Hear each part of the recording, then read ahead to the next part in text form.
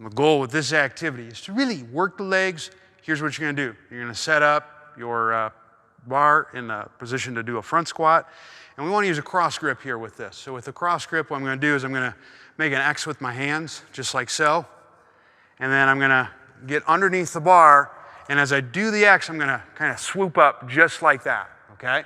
So I'll show you what that looks like, just gripping it here. So now I got my X grip, just like that. I'm gonna swoop it so that way it's resting on my shoulders, just like so, okay? Once you've done that, you're then gonna perform some front squats. Here's how I'm gonna want it. Feet will stay flat.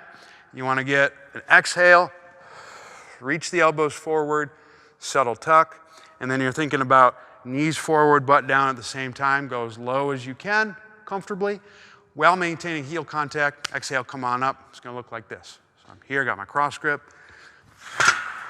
Resting on my shoulders, easy peasy. Get my setup, soft knees.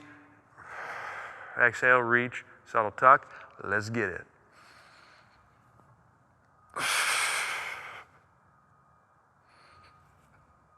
I'm gonna keep reaching the elbows forward as best I can. That's how it's done.